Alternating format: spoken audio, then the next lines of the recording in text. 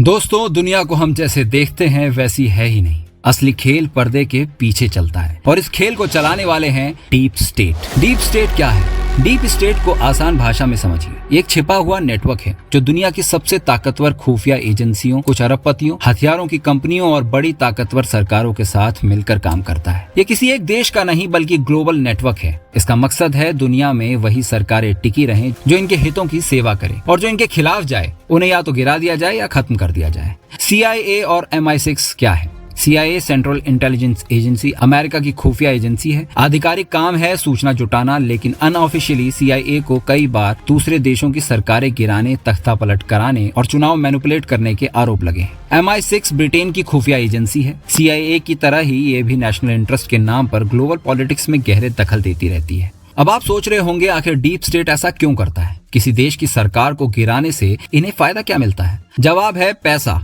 ताकत और control. IMF international monetary fund एक अंतर्राष्ट्रीय संस्था जिसकी स्थापना 1944 में हुई थी। इसका मकसद था जब कोई देश आर्थिक संकट, कर्ज, विदेशी मुद्रा की कमी, दिवालियापन जैसी स्थिति में फंस जाए तो उसे मदद मिल सके। जो देश इनके कहने पर चलता है उन्हें IMF से आसानी से लोन मिलता है। मल्टीनेशनल कंपनियां वहां अपना धंधा फैलाती हैं और सबसे बड़ा फायदा जियोपॉलिटिकल कंट्रोल यानी स्ट्रेटेजिक जगहों पर कब्जा। अब आइए देखते हैं कि कैसे पिछले 70 साल में डीप स्टेट ने कई देशों में यही खेल खेला है। ये कहानी है ईरान की 1953 की और उस फैसले की जिसने पूरी दुनिया को हिला दिया। एक नेता मोहम्मद मोसद्देक, उनका सपना था तेल का पैसा अब विदेशी कंपनियों का नहीं बल्कि ईरानी जनता का हक होगा। इस बात ने आग तब पकड़ी जब 1951 मोसद्देक ने तेल उद्योग का राष्ट्रीयकरण कर दिया। छोटा फैसला नहीं, ये फैसला था ब्रिटिश और अमेरिकी कंपनियों के अरबों डॉलर पर सीधा वार। ब्रिटेन और अमेरिका बौखला उठे। MI6 और CIA ने मिलकर ऑपरेशन एजेक्स शुरू किया, यानी सरकार को गिराने की गुप्त योजना।